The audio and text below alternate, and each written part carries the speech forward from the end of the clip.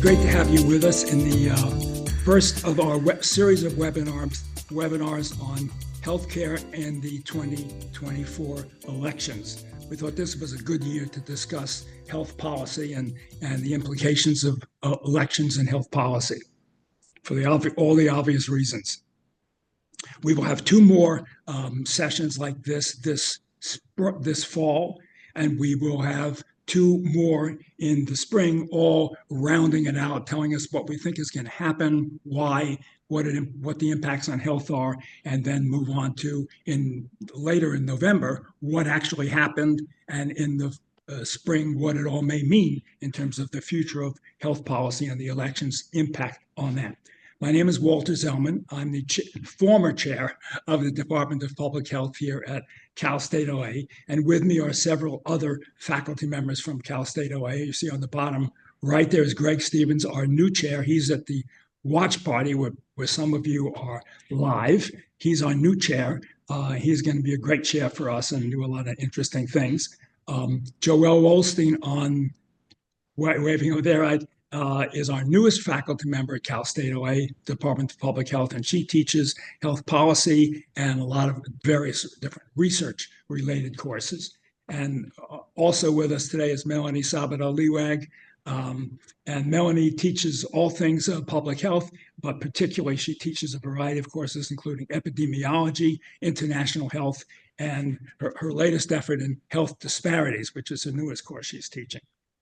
So I'm going to start us off by introducing our guest in a moment. But first, to get us all ripe for the current circumstances, I thought I would give you a 1-minute summary of where this election is.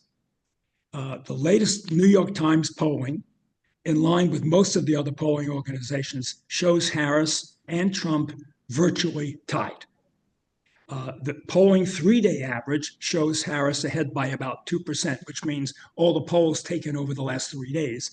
The polling average shows Harris ahead by about 2%, but that's within the margin of error, which is generally around 3%, and is based on the number of votes nationwide, not on votes in the Electoral College, which, as you political scientists out there will know, is the real game, getting to 270 in the Electoral College. So the actual outcome will determine on who gets to 270 in the Electoral College.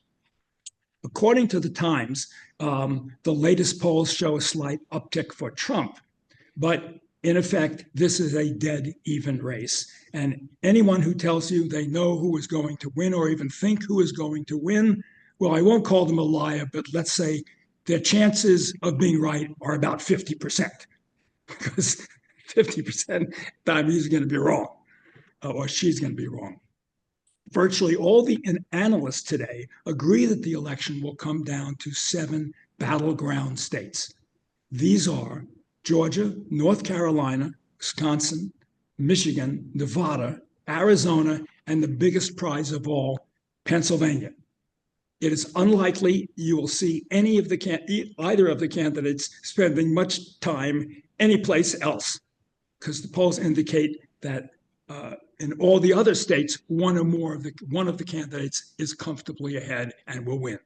So this election is really about 7 states, and some would say it's really about Pennsylvania, because it's unlikely, most of the pollsters think, that a candidate will win the election without winning Pennsylvania.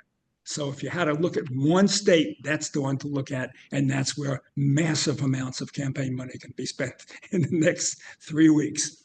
So many pollsters think that Pennsylvania may hold the key to victory. Many believe that whoever wins Pennsylvania will win. So if you want to be an activist, you want to change the world, here's your chance. Pack your bags, go to Pennsylvania, go to talk to the campaign side of that you wish to, go knock on 100 doors, 200 doors, beg people to vote for the candidate you want, tell them why, and who knows, you might change 10 votes, and in this election, 10 votes in Pennsylvania could be the whole thing. You could determine personally who the next president of the United States is going to be. With that fantasy of an intro, let's get to our first question. And I'm going to ask Larry to kind of our guest is, of course, Larry Levitt, who is the Executive Vice President for Health Policy at KFF, formerly known as the Kaiser Family Foundation, for those of you who haven't got the name change yet. And KFF is a wonderful organization, which many of us here at Cal Stella use almost as a syllabus, because if you want to follow day-to-day events in health policy, this is the place to go, in healthcare in general. The one or two different publications they have, which will tell you every single day what is going on all over in health policy. It's a marvelous tool. Okay, so Larry, why don't you start by telling us a bit about your background? How did you get to where you are today? And briefly describe what you like about working in health policy. Why don't you go with that, and we'll go on from there. Yeah, thanks, Wally, and thanks for having me. Well, I will start by saying that if any of you have taken a class from Wally or Joelle or Melanie or Greg, you are more educated in health policy and public health than I am, because I have never taken a course in health policy or public health. I really entirely fell into it as a career. I studied economics as an undergraduate. Went to graduate school in public policy, but specialized in defense policy and science and technology, and had a bit of a crisis of confidence my last semester in graduate school, and decided that was not what I wanted to do with my life. Interviewed for a job with the governor's office in Massachusetts, in the governor's budget office, to oversee the Medicaid budget for the state of Massachusetts. Went into the interview just thinking if I could keep Medicaid and Medicare straight, maybe I had a chance of getting the job. And I fortunately got the job and learned a lot on the job. It just so happened, and I'll come back to this, that Governor Dukakis ran for president. I helped develop a health reform plan for him, which passed and started to get implemented and was ultimately repealed. One of many policy failures in my career. And then moved back to my home state of California, and fortuitously met Wally and started working with him for the insurance commissioner in California on a healthcare reform plan here, which also passed the legislature and then was vetoed by the governor, Governor Wilson at the time. And I will say, so, there's been a string of failures, a few successes along the way. But, what I find, what always draws me to healthcare and public health issues are, number one, they matter. They matter to people. And they just matter in a larger sense. With almost a fifth of the economy dedicated to healthcare, it is always going to be at or near the top of the policy agenda. It's incredibly complicated, so you will never get bored working on healthcare and public health issues. We will probably also, well, I think we will certainly never truly solve our issues in healthcare, so it's certainly full-time employment for the rest of your life. And I would say they are incredibly political. Politics matters enormously in how we do health policy making in this country. So that combination of complexity, salience to people and the country and the politics constantly keeps it interesting. Okay, great. Thanks very much. And his calling me Wally is not allowed in other circumstances, but this is an old friend thing. At some point, I changed my name, but anyway, anyone's welcome to call me what they want. Okay, my second question is, and then we're going to turn it over to others. What do you think are the most important differences in health policy between candidates Trump and Harris? Which might prove to be the most important in terms of impact on the public's health, which might have the most impact on the outcome of the election? Yeah, well, it's a tough one. I will point to three. One is belief in science and evidence. And we certainly saw that in how Trump, when he was president, and then Biden and Harris, when they were in office, how they approached the COVID pandemic. that belief in science, trust in science, fostering credibility in science, they're like polar opposites, and it matters enormously. I would say the second is reproductive freedom and reproductive health generally, and that's certainly abortion, but it's also contraception, it's also gender affirming care, whole range of issues. Again, polar opposites. And then finally, I would say the role of government, and this is really a distinction that has for decades defined the differences between Democrats and Republicans generally. The role of government and regulation. So we see that, for example, in protecting people with pre-existing conditions under the Affordable Care Act or Obamacare, and we could talk more about that. But also the role of government spending. So much of the debate over repealing the attempts to repeal Care Act in 2017 were about less federal spending, which in turn meant more people uninsured and less affordability for people. And we often see that trade-off between government spending versus people's finances and access to care.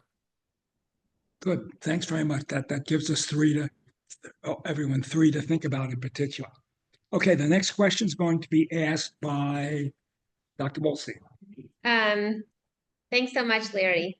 But aside from some very specific issues, neither Trump nor Harris seem to be putting a great deal on emphasis on healthcare or, what in previous elections was the Affordable Care Act, things like that, different health reform plans.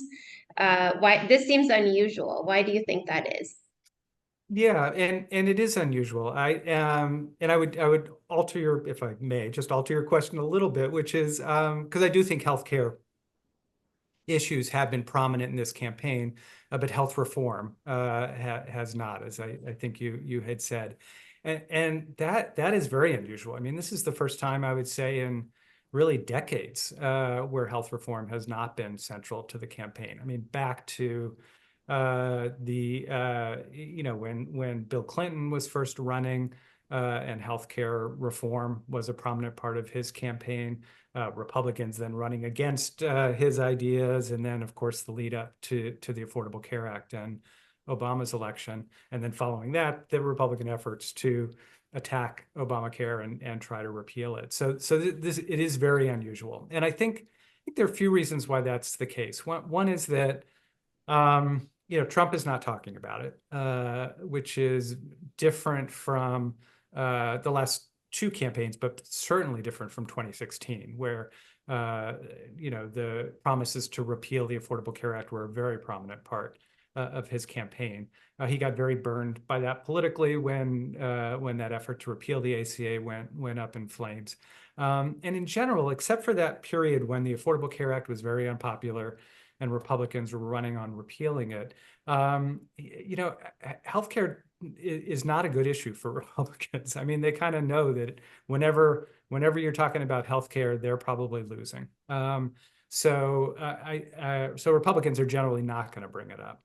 On the Democratic side, I think it's a little more complicated. I mean, Democrats, from in 2008 ran on passing what ultimately became the Affordable Care Act, then ran for several elections on defending the Affordable Care Act against attacks from Republicans. And kind of now, this is the first moment when the Affordable Care Act is kind of stable. In fact, it's succeeding, and we can talk more about that, with record enrollment. So Democrats don't have a really big healthcare reform agenda right now.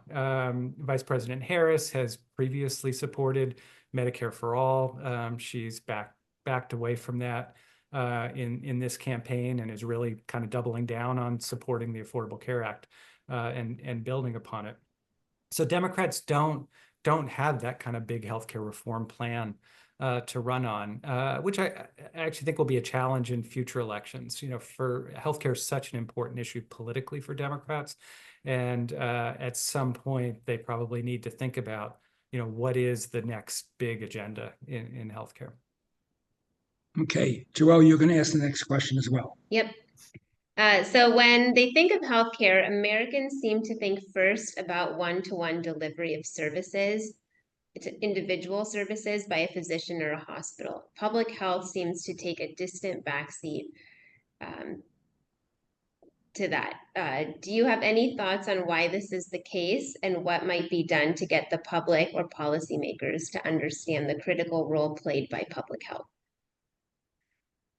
Yeah, a few thoughts. So one is, and I think, and you all know this, and I think probably the students know this, but the public doesn't, I don't even think they understand healthcare versus public health, and what that entails.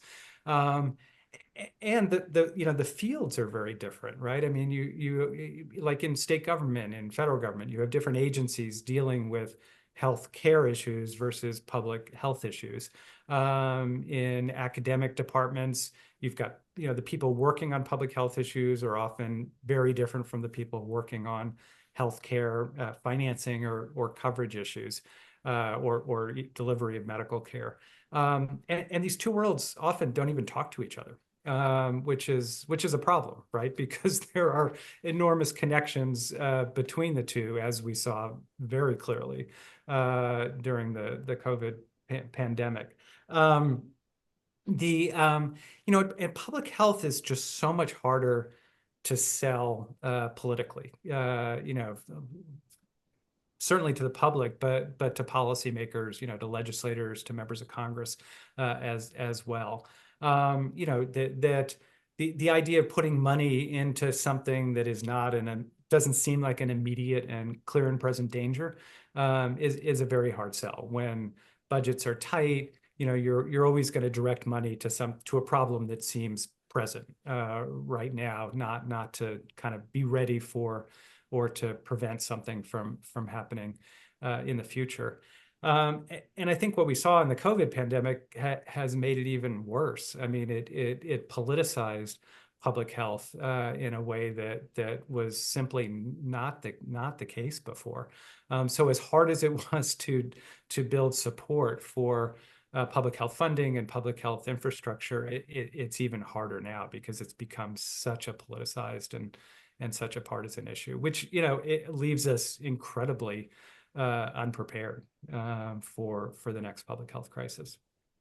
I do remember, Larry, that in the during when you say politicized, I remember the biggest controversy about public health and vaccinations was, should the government require anyone to have a vaccination? And Democrats were almost 90% of them saying, sure, they should. And Republicans were adamant against it. And, sure, vaccinations are safe and effective, but we can't make anybody take them. And that's, I think, what you mean by the politicization of that issue. Yeah. That's pretty fierce. And I think we also saw clearly, I mean, when COVID hit, how unprepared we were. I mean, we didn't have community health workers. We didn't have protective equipment. We didn't have even data systems in place to figure out what was going on. We're not in much better shape now than we were then. Okay, our next question is going to be asked by Melanie Sabado-Liwag. Melanie, you're on. Thank you so much, Larry, for spending some time with us. And so actually, these issues around COVID have been exacerbated, especially in marginalized groups. And so KFF has recently been highlighting a series on racial equity and health policy. And so in your view, which of the following areas face the greatest policy challenges specific for these marginalized, exacerbated groups? For example, mental health disparities in service and access, immigrant health, climate-related health issues, or other things that you might think. And with that, why do you think the progress in these issues seems so difficult to achieve? Well, hard to choose among all those very challenging problems. I would say, particularly right now, issues around healthcare and immigrants are the most challenging. I mean, immigration shows up, in the election, the campaign, as often the number two issue after the economy. I mean, there was this crazy result. It was an exit poll during the Republican primaries, and it was in New Hampshire. And voters in New Hampshire said that immigration was the number one issue. And there are not a lot of immigrants in New Hampshire, right? I mean, it's pretty far away from certainly the southern border. But you have politicians, particularly Republican politicians, telling people that immigration is an enormous problem. You have Trump, demonizing immigrants.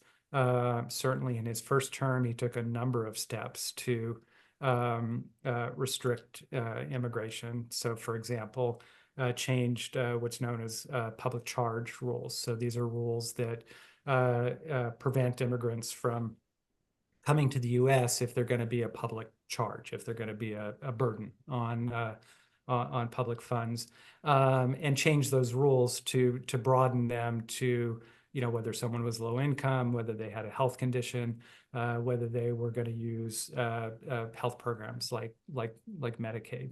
And in this campaign, I think it's just gotten even worse. I mean, talk of mass deportations, blaming fentanyl, opioid epidemic on drug smuggling by immigrants, which in fact is not the case. In fact, the vast majority of sentences for fentanyl offenses are among U.S. citizens, not among immigrants. So we have this environment where it is just so hard to even talk about addressing the health and social needs of immigrants. The truth is, I mean, particularly undocumented immigrants are not eligible for any federally funded health programs: Medicaid, the Affordable Care Act, Medicare, Children's Health Insurance Program.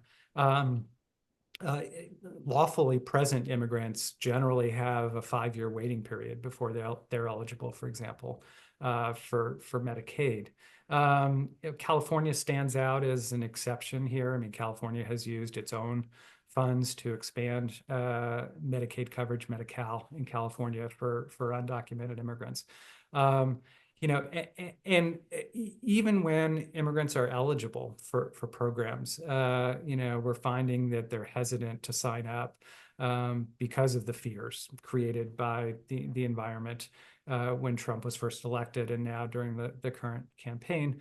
And that's even true for family members that are eligible. So, for example, a parent who may not be here lawfully, but have kids who were born here and are U.S. citizens and eligible for Children's Health Insurance Program or Medicaid, the parents are hesitant to sign them up. So all those other issues are really significant as well. But to me, healthcare for immigrants just stands out as such a challenge right now. Yeah, thank you so much. And alongside with that, behind almost every reform effort is the cost of issue. And I think, the issue of cost. Sorry, apologize. And so, especially thinking about immigrants and those that you had mentioned, that California is a forefront with trying to maximize that. Why do you think the U.S. healthcare is so expensive? So that one's easier for me. If you compare the U.S. to other high-income countries, we spend on average double on healthcare what those other countries spend, and a much higher share of our economy as well.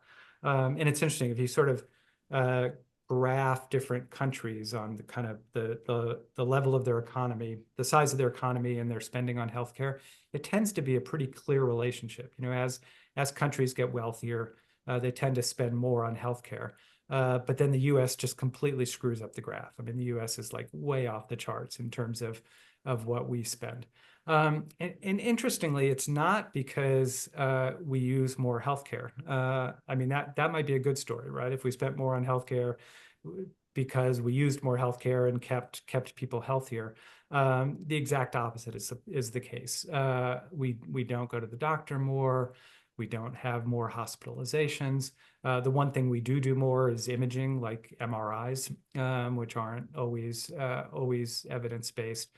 We don't take more medications. The reason we spend more is because our prices are so much higher in the US than the rest of the world.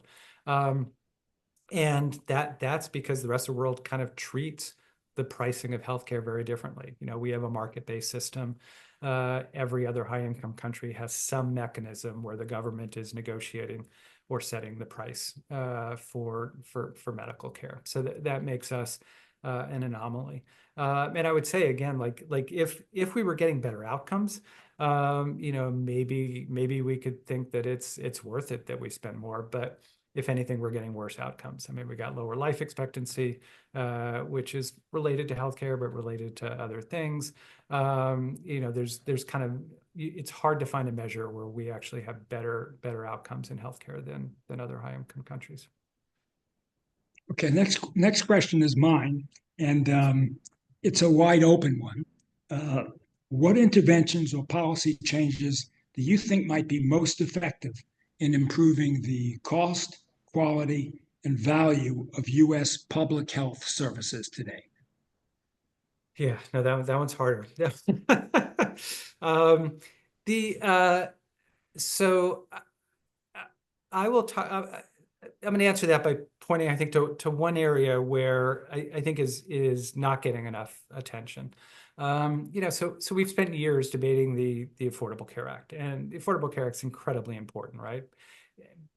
Made insurance accessible and affordable for people with pre-existing conditions, you know, cut the uninsured rate, the share of the population uninsured in less than half, you know, has done, had enormous benefits. But it's still a relatively small percentage of the population that is insured through the Affordable Care Act. And you know, the amount of political air that gets devoted to the ACA compared to the share of the population that's covered that way is completely out of whack. We don't pay a lot of attention to the largest source of health coverage in the US, which is employer-based coverage. We kind of leave that to employers to figure out. And employers have, you know, very little leverage over the cost and the quality of healthcare. So, you know, some policy attention to addressing cost and affordability and accessibility in employer-based insurance would go a long ways to addressing some of our issues. I would also point to, and back to the earlier question about why healthcare is so much more expensive here. The way we organize our medical care is so different from the rest of the world. You know, many parts of the country, we have a shortage of physicians, but it's really a shortage of primary care physicians. And if you look at if you look at who practices medicine in the US compared to other countries, we're completely skewed towards specialty care, you know, and not towards primary care. And if you look at then the care we provide, it is also skewed. So, you know, those are two areas where I would focus. Okay, great. Thanks very much. And Melanie, you have the next question. I believe it's Joelle. Joelle has the next question. I'm sorry. That's okay. Joelle has the next question. You got the one after that. Beyond what the candidates are addressing, what do you think are the most public health or other health-related challenges facing the country today? Yeah, so to me, it's affordability, and it's, you know, it's linked to a lot of the things we've talked about. And I should say and I'm guilty of this as well. We talk about healthcare costs generally, but we're often not clear about healthcare costs for whom, and that matters a lot. So, for example, you hear Trump talk about, making Obamacare less expensive. Well, less expensive for whom? I mean, his previous proposals would have made it less expensive for the federal government, but actually more expensive for people. So to me, we don't focus enough on the affordability of care for people. And again, back to, for example, people with employer-based insurance, which is most of the population. The deductibles, so the amount you have to pay up front when you have insurance, have risen dramatically over time. The average deductible is now $1,700 per person if you have insurance through an employer. So, for many people, that's almost like not having insurance at all, because many people, particularly low-wage workers, don't have $1,700 in the bank. They're not going to be able to. They're going to be discouraged from getting care because they know they can't afford it, because they would have to pay the whole bill until they hit that deductible. And then that leads to medical debt. I mean, we did a survey and found that 40% of people have some form of medical debt, either for them or a family member. And it might be something they owe directly to a hospital or a doctor, or it might be that they, put it on their credit card and now they owe to the credit card company.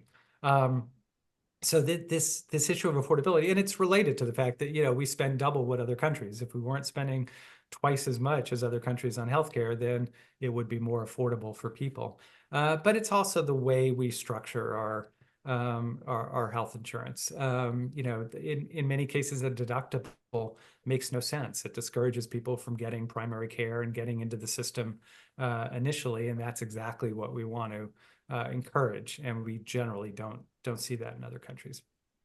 It's interesting, Larry, also that the polls would suggest that you're right.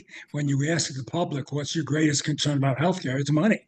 Yeah. It's affordability. It's not some of these other things that might be more esoteric that some of us get it. It's a straight, real pocketbook issue. Absolutely. And there has been some focus on it, particularly with prescription drugs. The Biden-Harris administration achieved a big political victory over the pharmaceutical industry by giving the government authority for the first time to negotiate drug prices. But it's only in Medicare, so it doesn't affect everyone outside of Medicare. And it's just prescription drugs. I mean, so as important as that is, retail prescription drugs, the kind of drugs you get at a pharmacy, are about 10% of healthcare spending. If you really want to address affordability and costs more generally, it's hospital care that ultimately matters. Okay, great. Last question is from Melanie. I know that we could talk forever about all these different issues, but we wanted to give you all an opportunity to also speak to many of our students and other faculty that are in attendance today.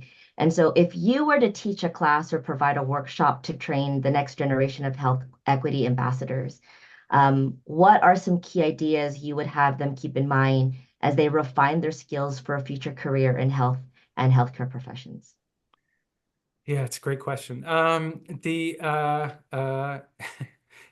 are the teachers. I should be asking you this, but I'd offer a few thoughts. One is that quantitative methods, and you may not all like quantitative methods, but quantitative methods are hugely important. And I'll tell you why. And it goes back to something NPR reporter told me years ago, which is for her to do a story about a complex health policy or public health issue, she needs what she called a killer number, kind of the one number that just kind of tells the story. And so that has really stuck with me. And it's something I've very much found over the years. If you want to get someone to care about the issue you care about and that you're working on, numbers really speak loudly. It's what gets people's attention. It's what gets you on the front page of the New York Times. It's what gets the attention of a state legislator or a member of Congress or the White House. You know, and you need a lot to go along with it. You need, you know, to explain the issue, but it's that number that captures attention. So for those students out there who may, you know, hate their statistics class or hate their economics class, definitely try and pay attention in those classes, because that's important. Another thing, and I learned this back in graduate school, sort of it's a concept of backward mapping when you're thinking about policy, any kind of policy or program, and it's working backwards and thinking about how people interact with the system. You know, don't start with the sort of lofty policy goals and then either forget or at the very end think about, okay, well, how is this actually going to be implemented? How are people actually going to experience this? Start the other way around and think, okay, what are people's needs? How are people going to experience this program, and how do we design it in a way that actually works for them? And you know, just so often we forget those last steps. And you know, I'll come back to the Affordable Care Act, where you know, it's much more successful than it was. It certainly has been a success at covering people, but it is frigging complicated. You know, to sign up for the Affordable Care Act marketplace, covered California here in California, Medicaid, Medi-Cal. I mean, it's like doing your taxes and signing up for insurance at the same time. And, you know, that's just daunting for many people. So thinking about how these programs work for people is really important. And then, and I think Walter would probably agree with me on this, that politics is important. You know, I think for many of us who work in policy, it's like politics is sort of the dirty part of it, and you don't want to think about it, and it's somehow separate. Well, it is completely integral into everything we do and everything we care about. If you don't understand the politics of these issues, if you don't think about how to persuade legislators to vote for something, then you can't be successful in policy and public health. I would always add to that, Larry, and you and I experienced this when we worked, you know, for Clinton for a while.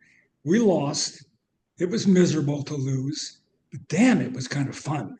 And it was exciting to be, you know, working at that high level, trying to make big changes. And I wouldn't give up that experience for anything in terms of what I learned. So I think it's true that some of us actually like politics as well as policy. And I think if you can get people along those lines, then it makes it a lot easier to get people to work in policy. But politics is even more of a turnoff to so many people, and understandably so. But if it weren't, if people were interested in politics as well as policy, we get more people who knew how to make change, and that would be a value, I think. Yeah, I agree, and I would say that, you know, there are and I've talked to many students and people earlier in their career about this, is that it's kind of important to find your niche. I mean, what motivates you to get up in the morning and go to work and try to succeed. And you know, for me, and I think for Walter, you know, the combination of politics and policy does that, and kind of thinking about some of these issues at a very sort of 30,000 foot level. You know, other people, you know, find that way too abstract and unsatisfying, because, you know, frankly, you're going to lose 99 times out of 100. And instead find kind of working on program implementation, program administration, you know, making these programs work well is much more satisfying. And we absolutely need, you know, both kinds of people. Okay. And finally, is there anything else you would like to tell our students, or tell them what you think they might need to know about careers in policy or politics, and how to move ahead, and what you need? What are the skill sets that people are going to be looking for if they want to get jobs like what you have, or not in academia. We can do enough with that. But what, in the real world out there, what kinds of skills and should they have? You mentioned data as one. Yeah. So one thing I always tell people, and I certainly experienced, is there's a tendency to want to plan out your career, and I'll do a lot of informational interviews with people who say they want to get to a certain point, and what are the steps they need to do to get there. And my advice is always, don't try to plan it out. Be open to opportunities as they arise, but it's really hard to plan. So I think of my own career. I mean, I fell into this job in Massachusetts, overseeing the Medicaid budget, even though I barely knew what Medicaid was. Learned quickly on the job, and was open to that. Happened to be working for a governor who wanted to do healthcare reform. Happened to then run for president, and that gave me opportunities, opened up opportunities back here in California. Then that in turn opened up opportunities in Washington to work in the Clinton administration. And you can't plan those things out. I mean, you have to be open to those opportunities when they arise, but it's hard to create them. The other thing, particularly as a student, I mean, I'll tell you what I look for when I'm looking at resumes, and I talk some about it. I mean, those kind of methods. So some facility with quantitative methods, certainly good writing. I mean, good writing is just so important. The ability to communicate. But also just developing some substantive expertise. I mean, really makes you stand out as someone coming out of school. Very, very few people have that, and the ones that do stand out and have a leg up when they're looking at their first jobs. So whether that's racial equity or reproductive health or health insurance or whatever it is, kind of diving deep into one or more issues is incredibly helpful. Just one more comment on that. It's interesting that when I once talked to the head of the Department of Public Health here in California, or the head recruiter, I asked her, what's the most important thing you look for in an application? And she didn't answer it specifically, but she did note that some of their best applicants and some of their best recruits were English majors, which struck me when you say writing. And a lot of our students don't write as well as they might if they put more energy into writing. But as old-fashioned as it may be, it still counts. I always think you still have to be able to write that 3-page memo and make it stand out.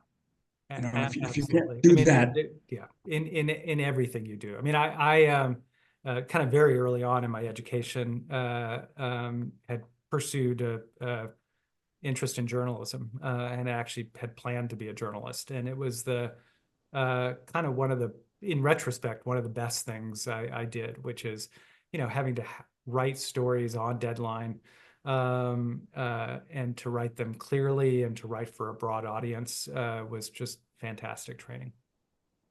Okay. One last thing I want to note is that a lot of us use your materials at KFF. I'm teaching a class now, for example, in which there is basically no syllabus, because it's about the election and health.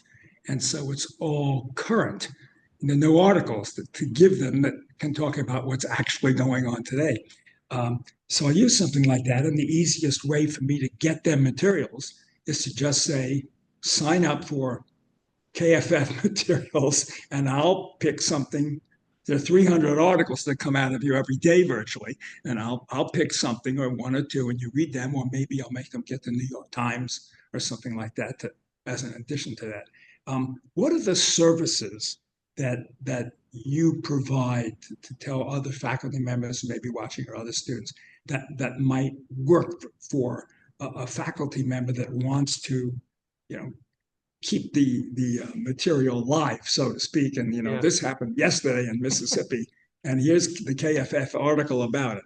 How can students get all that stuff? I know they can, and I know it's all free. So thank you for that. It is all free, and that's really important to us and kind of central to our mission. I mean, we are a health information organization, and our entire mission is to make this information accessible to people. So free is really important. So I will say, first of all, at KFF, there are three main things we do. One is health policy research, which I head up, and that is doing policy analysis, studies, explanatory materials that inform current policy debates. The second is polling, and we're the premier health survey research organization. We just put out a poll this week about kind of misinformation about immigrants that the public has, and paired that with a survey of immigrants themselves, and the harm they feel is caused by the misinformation, particularly from political leaders like Trump. And then the third big area is journalism, where we have a staff of reporters who do daily stories that appear on our website, but also appear in the LA Times, the New York Times, the Washington Post. And then we also put out a summary every day of news stories from us and from other news organizations. So that is a great thing to sign up for, is that daily summary of news. But you can also sign up for all the polling and the policy research that we put out as well. I'll note a couple of the things. We recently put out something called Health Policy 101, which is kind of a virtual health policy textbook. Don't use it to plagiarize for your papers or anything, but it's an incredible resource on kind of every health policy and public health topic you could imagine. And then we also have, we do a bunch of events, but a couple that students might find helpful. One is a monthly podcast I do called the Health Wonk Shop, which is focused on timely topics. The next one is next Tuesday, which is on healthcare in the election, coincidentally. And we record them live, and the audience can ask questions during the event as well. And then the other is a weekly podcast that one of my colleagues does called What the Health, which is a group of reporters kind of talking about what's been in the news that week. So tons of resources available. Okay, thank you for all of you listening. We'll have again 2 more of these kinds of sessions this semester. I believe one is October 22nd, and the next one is November 16. The first one's going to be with Mark Barabak, who is a political reporter. It'll probably be a little bit more politics, but it'll be real fun. He's a political reporter at the LA Times, and you can see his stuff usually on page 2 or page 3, maybe once or twice a week. And he's covering the campaign, and he'll tell us kind of where we are getting down to the wire, but he swears he will not tell us who's going to win. He will not prognosticate, but that'll be interesting. And then Larry just mentioned the What the Health. I love that name, What the Health publication. We're going to have one of the participants in that, Julie Rovner, who many of you may have seen on TV. If you watch public television at all, she's always being interviewed. Julie Rovner is going to tell us what happened, what role did, in fact, healthcare play in the election. And anything else you want to say before we shut down for the afternoon? It's been so great having you on and seeing you again.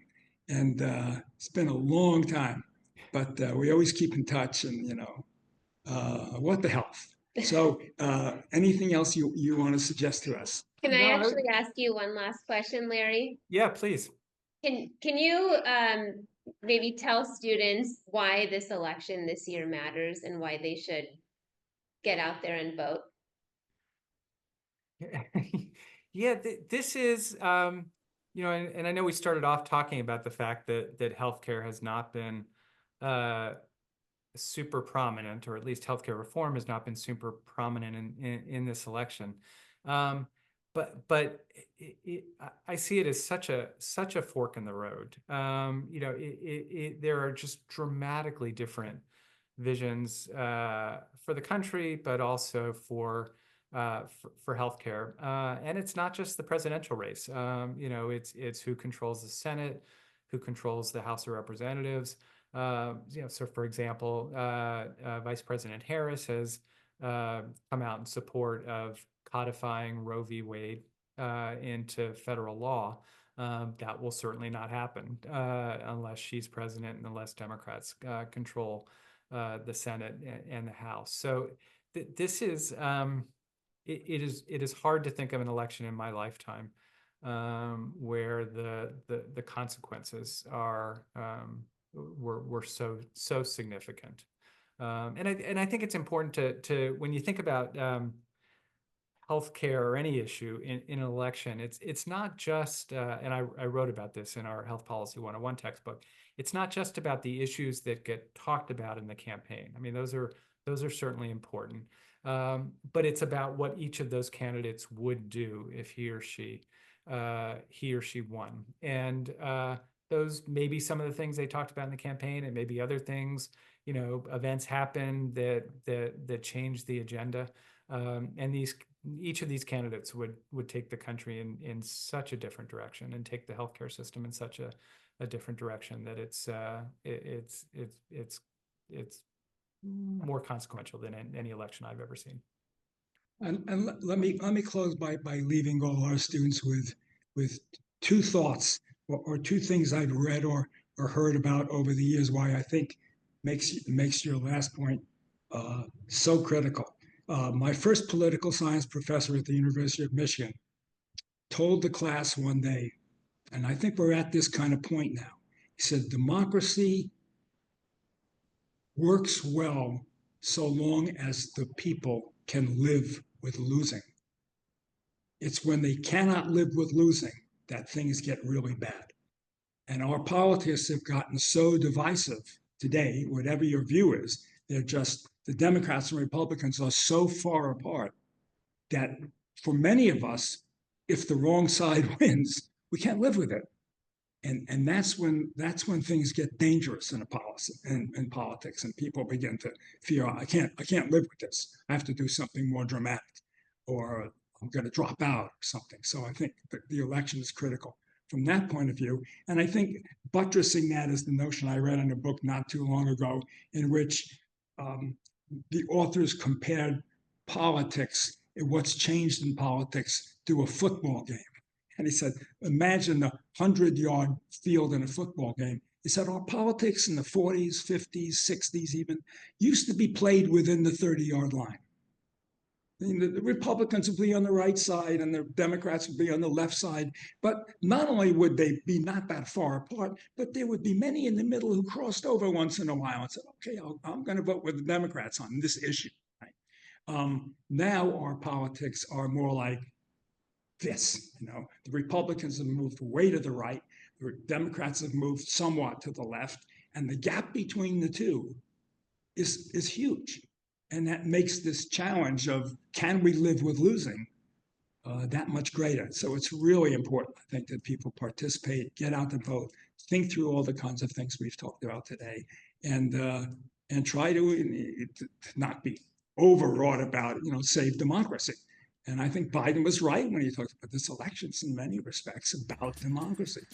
And can we solve big problems and live to work with the other side, a little bit at least. So anyway, Larry, thank you so much for coming in today. It's been absolutely fabulous.